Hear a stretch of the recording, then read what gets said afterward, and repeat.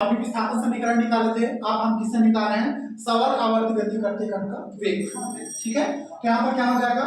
सरल आवर्त गति करते हुए कण का विस्थापन। विस्थापन कितना निकाले थे अभी? y = a sin omega t निकाले थे। ठीक है, फाई क्या है? कलर की अवधारणा है यहाँ पर, तो उसको अटैच किया। मैंने भी बताया कि उसका डेरिवेशन हम लोग यहाँ पर डिराइव नहीं कर रहे हैं। ठीक है, क्योंकि उसको इसी को फाइंड आउट करने के लिए प्राप्त किया गया था।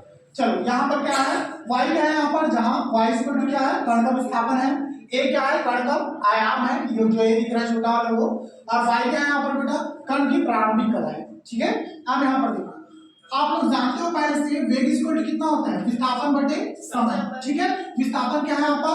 y है। अगर हम बहुत ही छोटे विस्थापन की बात करें तो बहुत ही छोटे dy/dt लिख सकते हैं, बहुत ही छोटा विस्थापन और बहुत ही छोटा समय। ठीक है, अब v इक्वल टू कितना हो जाएगा? d/dt। अब यहाँ पर देखो y का तो मान है ना, y का मान इतना है। ठीक है, तो y की जगह मैं क्या पुट किया यहाँ पर? तो y का मान पुट कर दिया, कितना है? a sin omega t plus y। ठीक है, अब v इक्वल टू कितना हो जाएगा? a omega. अब ये आता कैसे है? आप लोग अभी वो पढ़े हो, क्या पढ़े हो?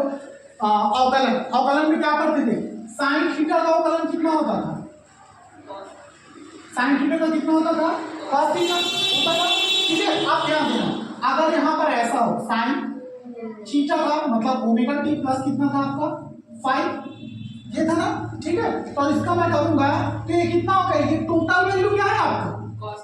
थीटा है। टोटल वैल्यू कितना है? थीटा है। sin इतना वैल्यू क्या है? थीटा लिखना, तो थीटा की जगह यहाँ पर क्या है? ओमेगा टी प्लस 5 है। ठीक है, तो टोटल वैल्यू क्या है आपका? थीटा है। तो टोटल वैल्यू इधर आके कितना हो जाएगा? इसका जब अवकलन करूंगा कितना हो जाएगा? cos ओमेगा टी प्लस कितना हो गया? 5। ठीक है, इतना हुआ। ठीक है, आप देखो इतना वैल्यू कितना हो गया? इतना एक्चुअली यहाँ पे लिख दिया है, इतने ही बस। अब यहाँ पर देखो इतना हो गया ना। आप ध्यान रखना, यहाँ पर देखो अंदर में जो पद होता है बेटा, उसका भी एक एक बार क्या होता है? अवकलन होता है। ठीक है, अंदर वाले पद का देखो, आप देखो अंदर में अवकलन सिर्फ किसका होगा? जिसका मान होता है उसी का होता है। मतलब किसके पद में अवकलन कर रहे हैं? यहाँ पर हम लोग समय के रिस्पेक्ट में अवकलन कर रहे हैं, करेंट नहीं कर रहे हैं। यहाँ पर देखो साइन थीटा रखिए तो कितना था? d/dt में था। ठीक है, t के सापेक्ष में कर रहे हैं ना। यहाँ पर देखो t के अगर सापेक्ष में है तो यहाँ पर अगर मैं इसका करूंगा, इसका तो हो गया पूरा। साइन थीटा का कितना हो गया? cos थीटा, मतलब cos ओमेगा टी प्लस 5। अब मेरे को इसका भी करना है, इसका भी करना है, तो पहले वाले का देखो, अगर मैं इसका करूं ओमेगा टी का तो कितना हो जाएगा? d/dt ओमेगा टी का, तो कितना हो जाएगा? ओमेगा बाहर निकल जाएगा, अंदर में जो है उसी का होगा। ठीक है, तो कितना हो गया? ओमेगा बाहर निकलेगा तो dt/dt, और dt/dt क्या हो गया? dt हो गया। ठीक है, अब दूसरा पद देखो 5 का करते हैं, तो यहाँ पर कितना हो गया? d/dt, और ब्रैकेट में क्या है? 5 है। अब देखो किसके रिस्पेक्ट में हो रहा है? नीचे में t के रिस्पेक्ट में। क्या 5 का हो सकता है अवकलन? नहीं हो सकता, क्योंकि उसका मतलब उसका स्टेप है क्या? हो नहीं है, उसका पद नहीं है, तो नहीं हो सकता। इसका अवकलन क्या हो जाएगा? 0 होगा ना।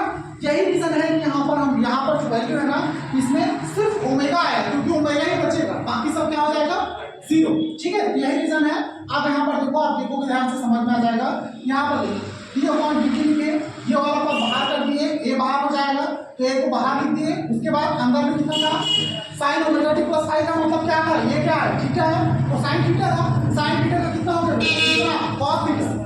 ठीक है, और ओमेगा टी को एक बार होगा, तो यहाँ पर ओमेगा टी का एक बार किया तो कितना हो गया? सिर्फ ओमेगा। 5 रखिए तो क्या हो गया? 0। ठीक है, तो ऐसे आएगा पूरा स्टेप। ठीक है, एक को बाहर कॉमन लिए समाकलन पढ़ना, ये तो पहले नहीं पढ़े। हम लोग इतना मेहनत क्यों करते हैं? तुम लोग को समझाने के लिए, यही रीजन है। ठीक है, ताकि आना चाहिए। मैं अवकलन समाकलन स्कूल में उतना फोर्स नहीं किया गया होगा, लेकिन यहाँ पर मैं एकदम डिटेल में पढ़ाया। रीजन यही था कि मुझे आगे पढ़ाने में आसानी हो। ठीक है, इसीलिए मैं पूरा पढ़ाया था कि साइन थीटा का क्या होता है, cos थीटा का क्या होता है, कैसे होता है, स्टेप बाय स्टेप। ठीक है, तो ये ऐसे बनता है। यहाँ पे ये सारी चीजें हम दिखा नहीं सकते, पूरा चीजें दिखाऊंगा ना बहुत बड़ा चला जाता है डेरिवेशन, और उतना बड़ा डेरिवेशन पे लेंथी हो जाएगा। ये स्टेप इसीलिए मैं समझाया आपको कि कैसा होगा। ठीक है, समझ में आया? ये a को बाहर निकाल दिए, अंदर में जो साइन थीटा बचा है इसका अवकलन किए। साइन थीटा का अवकलन कितना हो गया बेटा? cos theta. एक बार बस जिसका पद रहा था उसी का अवकलन करते हैं। इसका भी किए, इसका भी किए, लेकिन इसमें t का पद है क्या? नहीं है, तो उसका 0 हो जाएगा। इसमें t का पद है क्या? है, तो टी से टी कट गया, ओमेगा बचा हो बाहर हो गया, इसके बाद ओमेगा बच होगा। ये तो पहले से ही बात था ना, ये पहले से बात होगी, तो ए आ गया, ओमेगा का एक बार ऑपरेशन होगा तो ओमेगा आ गया, बाकी सब एज इट इज। ठीक है, तो साइन थीटा का क्या हो गया, cos थीटा, ओमेगा का ओमेगा यहां पर गया। तो वो d अपॉन dt कहां है? और कलम होने के बाद हट जाता है, और कलम होने के बाद हट जाता है। ठीक है, यहां पर हट जाता है। ऐसे भी माइंड में आ सकते हैं सर यहाँ पर d अपॉन dt था, यहाँ पर तो साइन थीटा है, फिर ये t के रिस्पेक्ट में नहीं है, ये c के रिस्पेक्ट में नहीं होता, इसके साथ जो पद है वो t के रिस्पेक्ट में है कि नहीं, ये रिस्पेक्ट।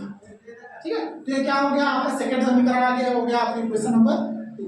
यही क्या है आपका, यही सरल आवर्त गति करते हुए का समय t पर वेग का समीकरण है। ठीक है, तो ये क्या है आपका सरल आवर्त अगर कोई गति करता है कोई भी कण तो t समय पर इसका वेग का समीकरण है। कितने समय पर, t समय पर है। अब दूसरा कंडीशन पुनः समीकरण 2 से, समीकरण 2 आपका यहाँ पर है, यह है कि नहीं है। ठीक है, तो समीकरण 2 है। अब यहाँ पर देखना, आप लोग पहले से जानते हो sine square theta plus cos square theta equal to कितना होता है, 1 होता है। ठीक है, आप देखो ये 1 होता है ना, अगर मैं इसको इधर ट्रांसफर कर दूं, किसको, इसको इधर ट्रांसफर कर दूं, तो यहाँ पर कितना हो जाएगा, cos square theta equal to 1 minus sine square theta.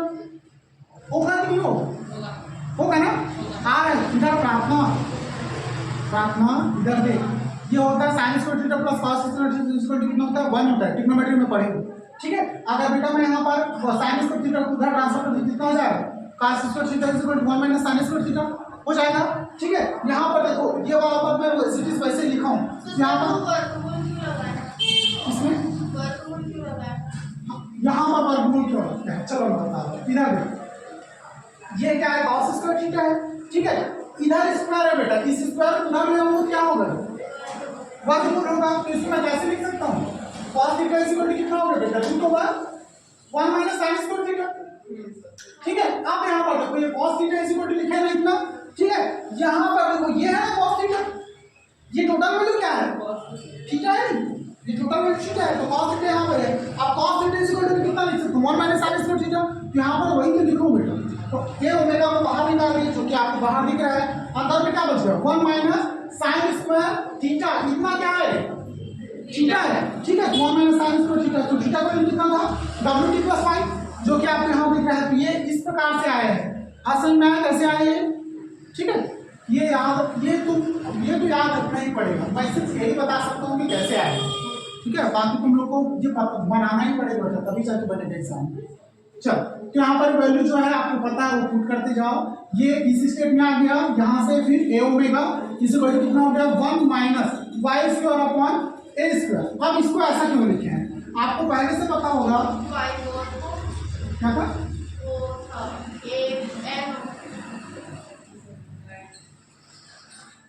Sine theta. अब याद करो, इससे पहले जो डायग्राम था याद आ रहा है कि नहीं याद आ रहा है, ये तीनों ये उसी डेरिवेशन का पार्ट है जो पहले बनाया थी। उसमें क्या था, ये y अपॉन a क्यों लिखे हैं, sin थीटा इक्वल टू कितना होता है, लंब बटे कट y अपॉन a आया था, याद आ रहा है, लिखो डायग्राम में समझिए। हां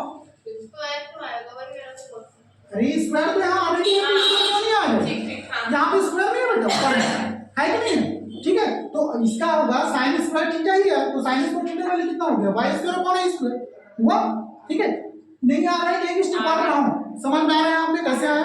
ठीक है, यहाँ पर y upon sin theta equal to होता है y अपॉन a, लेकिन sin square theta equal to कितना हो जाएगा बेटा, y square upon a square. ठीक है, चलो आगे समझ में। आप देखो a स्क्वायर को इधर ट्रांसफर कर देता हूं, कितना हो गया, a square minus y square. ठीक है, तिर्यक गुणा आता है ना सबको, तिर्यक गुणा करो, तिर्यक गुणा करोगे तो a square minus y square upon कितना हो गया, a स्क्वायर ऐसे लिख सकता हूं। ठीक है, अब ये टोटल रूप में है कि नहीं, नीचे में देखो ये a स्क्वायर, सिर्फ नीचे वाले को रूप हटाना चाहता हूं, कैसे हटेगा, यहां पर a omega root over a square minus a square को एज इट इज रूट पर रहने देते हैं। नीचे वाले में a स्क्वायर भी है, नीचे वाले में रूट भी है, स्क्वायर से रूट क्या हो गया, कट गया। ठीक है, तो नीचे में कितना बचा, a बस बचा। ऐसा आता है, समझ में आता है, ये आता है ना। ठीक है, हाँ, अब यहाँ से देखो a से कट गया तो बचा कितना, ओमेगा, तो v इक्वल टू कितना हो गया, omega root over a square minus y square. ये आपका इक्वेशन नंबर 3 हो जाएगा। और यही क्या है आपका, यही सरल आवर्त गति करते हुए कण के किसी विस्थापन y पर वेग का समीकरण। ठीक है, ये फाइनल इक्वेशन।